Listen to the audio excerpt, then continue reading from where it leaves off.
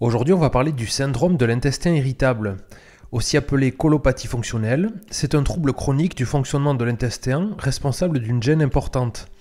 Il se caractérise par la présence de douleurs abdominales chroniques et de troubles du transit de type constipation, diarrhée ou une alternance des deux. C'est une maladie fréquente qui touche environ 5% de la population française. Elle est sans gravité, mais en raison de sa chronicité et des douleurs qui se répètent, elle altère la qualité de vie des personnes qui en souffrent. Le diagnostic est habituellement fait entre 30 et 40 ans, et les femmes sont 2 fois plus touchées que les hommes. Plus rarement, ce syndrome peut se manifester chez les enfants et les adolescents. A noter que selon la Fondation de recherche sur les maladies de l'appareil digestif et de la nutrition, près de 40% des patients qui sont atteints du syndrome de l'intestin irritable souffrent de ce trouble depuis plus de 10 ans. Quels sont les symptômes du syndrome de l'intestin irritable ? Le syndrome de l'intestin irritable se traduit par 3 types de symptômes sous forme de crise généralement durant quelques jours. Des maux de ventre ressentis souvent comme une sensation de barre en travers du bas-ventre. En général, ces douleurs cessent lorsque la personne va aux toilettes. Elles sont souvent plus fréquentes au réveil et durent de quelques heures à quelques jours. De la diarrhée ou de la constipation ou une alternance des deux. Ou encore un inconfort intestinal de type ballonnement, pesanteur ou flatulence. Ces symptômes apparaissent et disparaissent au gré des crises et des périodes de rémission.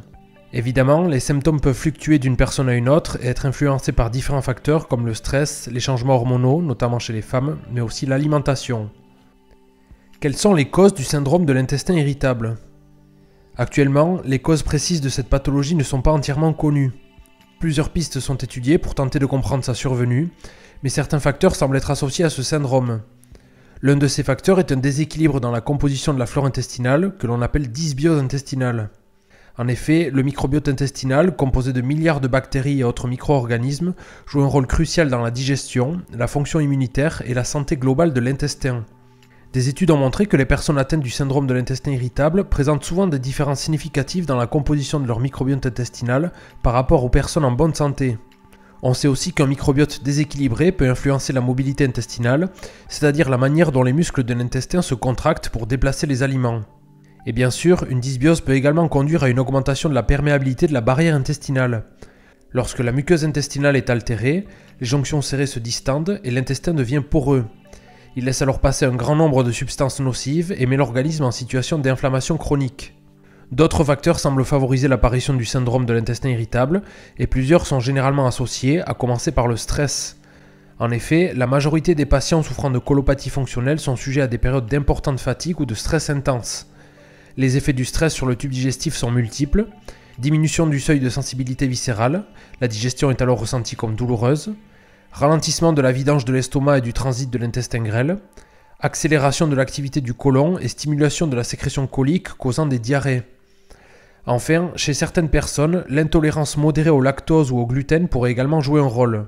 Mais dans la plupart des cas, il est impossible de rattacher une cause précise au syndrome de l'intestin irritable, puisque comme on l'a vu, ce syndrome semble être une pathologie multifactorielle. Quel est le diagnostic du syndrome de l'intestin irritable ? L'une des approches les plus courantes pour diagnostiquer ce syndrome est l'utilisation des critères de Rome. Selon ces critères, le diagnostic nécessite la présence de symptômes abdominaux récurrents, tels que douleurs ou inconfort, survenant au moins une fois par semaine au cours des 3 derniers mois. Et ces symptômes doivent être associés à 2 ou 3 caractéristiques suivantes: des changements dans la fréquence ou la forme des selles, un soulagement des symptômes après la défécation, et une relation entre les symptômes et les variations de la fréquence des selles. Bien sûr, en parallèle de ces critères cliniques, des examens complémentaires sont souvent nécessaires pour exclure d'autres pathologies. Des analyses de sang peuvent être réalisées pour vérifier des signes d'inflammation, d'infection ou d'autres anomalies métaboliques. Une analyse des selles peut être demandée pour rechercher des infections ou des parasites intestinaux. Enfin, des imageries médicales comme des échographies abdominales ou des coloscopies sont parfois utilisées pour s'assurer qu'il n'y ait pas de lésions visibles ou de maladies inflammatoires chroniques de l'intestin. Quel est le traitement du syndrome de l'intestin irritable ? La réponse thérapeutique varie d'un patient à l'autre, ces causes n'étant pas les mêmes pour tous. Quoi qu'il en soit, des modifications du régime alimentaire sont souvent conseillées. Par exemple, un régime faible en FODMAP peut aider à atténuer les symptômes. Les FODMAP sont des glucides fermentescibles que l'on retrouve dans divers aliments. Ils sont mal absorbés dans l'intestin grêle, ce qui peut entraîner une fermentation rapide par les bactéries intestinales dans le côlon.